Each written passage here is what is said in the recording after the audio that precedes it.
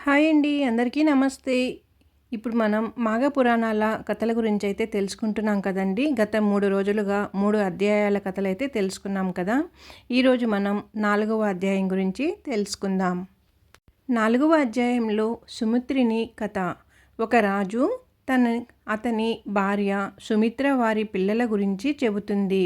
రాజు చాలా ధర్మవంతుడు. సుమిత్ర చాలా పవిత్రత. ఒకరోజు రాజు యుద్ధానికి వెళ్ళి రాక్షసులతో పోరాడుతూ మరణిస్తాడు.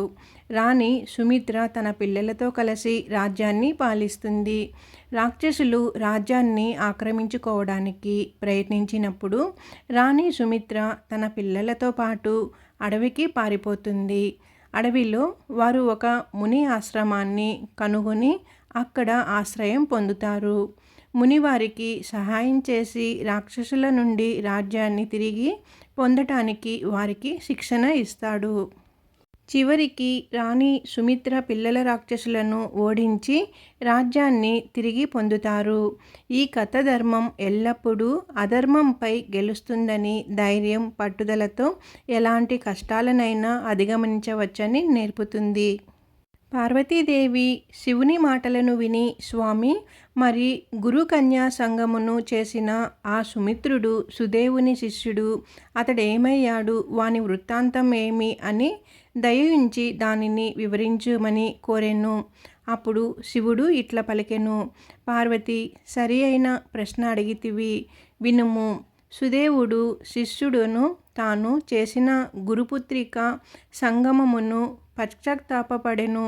చనిపోదునని గురుపుత్రిక బెదిరించుటచే భయపడి ఆమెతో వ్యభిచారించమని అతడు బాధపడెడు. చివరికి తనలోని బాధను భరింపలేక గురువు వద్దకు వచ్చి నమస్కరించి ఇట్లు పలికెను.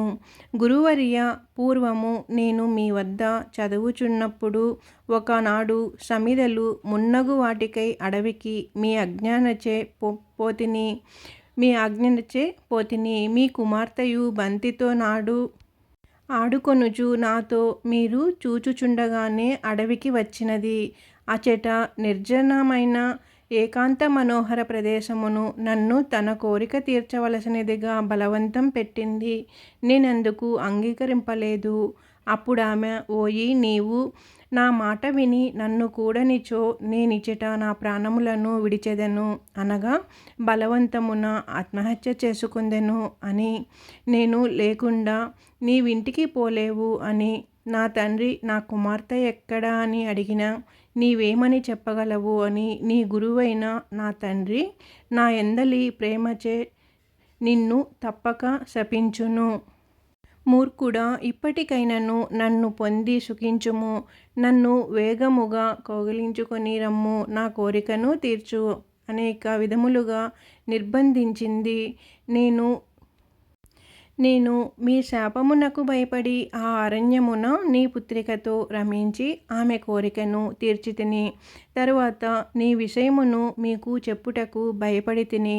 మీ కుమార్తె చేసిన ద్రోహము వలన నేను పాపమును పొందితిని. దయ ఉంచి క్షమించి నీ పాపమునకు ప్రాయశ్చిత్తము బోధింపమని ప్రార్థించెను. సుమిత్రుని మాటలకు విని సుదేవుడు కొంతసేపు విచారించి ఇట్లు పలికెను. ఓయి, నీవు ఇతరుల ఒత్తిడికి లోనైన చేసిన పాపమునకు ప్రాయశ్చిత్తము నడుగుచున్నావు. వినుము. అన్ని నదులలో మిక్కిలి ఉత్తమమైన నది గంగా తీరమునకు పోయి 12 సంవత్సరముల పాటు తపము ఆచరింపుము. అదియే నీకు తగిన ప్రాయశ్చిత్తమని పలికెను. శిష్యుడైన సుమిత్రునుడు గురువు చెప్పిన ఉపదేశమును పాటించి గంగా నది తీరమునకు ప్రయాణమయ్యెను. అతడు తన ప్రయాణములో ఒకచోట ఒక దివ్యమైన ఆశ్రమమును చూచెను. ప్రయాణము చేయవలసిన అతడు అచట విశ్రమించెను. అచటి వారందరూ శిష్యులు, మిత్రులు, కుటుంబ సభ్యులు మున్నగు వారితో మాఘ స్నానము చేసి శ్రీవారిని ఆ సరస్సు తీరమున పూజించి మాఘ పురాణమును వినుచుండిరి. అప్పుడు సుమిత్రుడును వారికి నమస్కరించి మీరు చేయు వ్రతమిట్టిది దయవించి వివరింపడాన్ని ప్రార్థించెను. ఈ వ్రతమునకు ఫలమేమిటి? దీనిని చేసినచో నేనొక మూర్ఖుడను.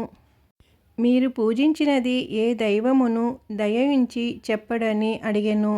వారు సుమిత్రుడడిగిన ప్రార్థన విని తమలోనొకడిగా సత్యవ్రతుడను వానిని విషయము వివరింపమని నియమించిరి.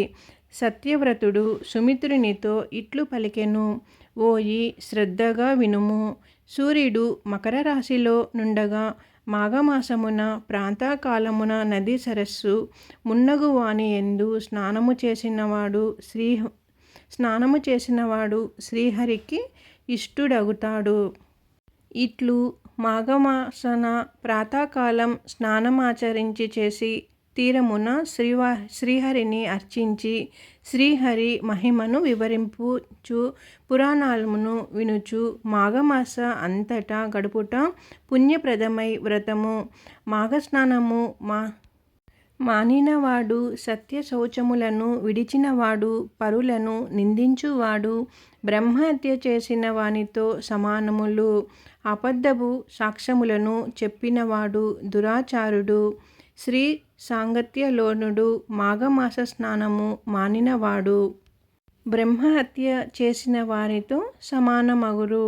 తోటలను కూల్చినవాడు కన్యలను అశ్వములను అమ్మినవాడు చెరువుగట్టును తెగ కొట్టినవాడు పరస్త్రీ సాంగత్యము కలవాడు దేవద్రవ్యము నపహరించునవాడు తానిచ్చిన దానికే దొంగలించువాడు మద్యపానములోను ఇంకా ఆడిన మాటను తప్పినవాడు పెద్దలను దేవతలను బ్రాహ్మణులను ద్వేషించువాడు దేవునికి నివేదన చేయని అన్నమును తినువాడు తృప్తి పితృశేషాన్న భోజనుడు సోదరుని భార్యతో రమించువాడు అసత్యభాషణుడు భుజించుచు అపవిత్రుల మాటలను వినువాడు పురాణ శ్రవణమును వివాహాది శుభకార్యములను పాడుచేయువాడు తల్లిదండ్రులను దేశించువాడు వీరందరును పాపాత్ములే సుమా.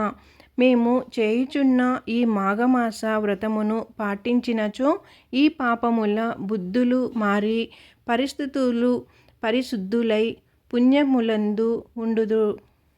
మాఘస్నానము చేసి తీరమున తులసి దళములతో మాధవు నర్చించిన వాని పుణ్యం అమితమైనది సుమా. వ్రతాంతమున చేయు అన్నదానము శుభఫలప్రదము. ఈ వ్రతమాచరించిన వారికి పునర్జన్మ యుండుదు అని సత్యవ్రతుడు మాఘస్నాన వ్రత ఫలమును పెక్కు విధములుగా వివరించెను. అప్పుడు సుమిత్రునుడు వారికి తాను చేసిన పాపమును గురువు చెప్పిన ప్రాయశ్చిత్తమును వివరించెను. అప్పుడు వారు మాఘస్నానమును 3 దినములు చేసి సర్వ పాపములు నశించును. కావున ఈ మాసమున ఇంకకు 3 దినములు మిగిలియున్నది. ఈ 3 దినములను మాఘస్నానమాచరించి ప్రాయశ్చిత్తముగా గంగా తీరమున తపము చేయమని సుమిత్రునకు హితము పలికిరి. సుమిత్రుడు వారి మాట ప్రకారము మాఘమాసము చివరలో మిగిలిన 3 దినములను మాఘస్నానమును చేసి గంగా తీరమునకు పోయి ప్రాయశ్చిత్త తపము నాచరించెను. నిశ్చలమైన అతని తపము తీవ్రమైన వర్ణింపరాని తీరులో నుండెను. ఈ విధముగా 12 సంవత్సరములు గడిచినవి. అయినను మానక అతడిట్లు తపమాచరించుచు చక్రపాణియగు శ్రీహరి కృప విశేషమునంది అనుగ్రహితుడై మాఘస్నాన ప్రభావముచే గంగాతీర తపశ్చర్యచే కేవల ప్రాయశ్చిత్తమునేగాక మోక్షమును కూడా పొందెను.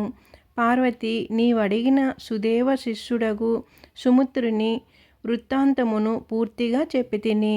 సుమిత్రుని పాప వినాశమును పుణ్యప్రాప్తిని వివరించు ఈ కథను మాఘస్నానము చేసిన వాడు శ్రీహరి పూజానంతరము ఒకసారి చదివినను వైకుంఠమునకు చేరుదురు. వాని పితృదేవతలను తన పాపములను పోగొట్టుకొని వైకుంఠమునందు ఉందురు. ఛందోవిహీనమైన మంత్రము ఓంకారము లేని తపస్సు మాఘస్నాన పూజాదులు లేని ధర్మాచరణ వ్యర్థములు సుమా అని శివుడు పార్వతీదేవికి వివరించెను. ఇదండి మాఘ మాసం గురించి 4వ అధ్యాయం అయితే ఇప్పుడు మనం తెలుసుకున్నాం కదా. ఈ వీడియో కానీ మీకు నచ్చినట్లయితే నా ఛానల్ సబ్స్క్రైబ్ చేసుకొని లైక్ ఇవ్వండి. రేపు మాఘమాసం 5వ అధ్యాయం గురించి తెలుసుకుందాం. ఓం నమః శివాయ, ఓం నమః శివాయ, ఓం నమః శివాయ.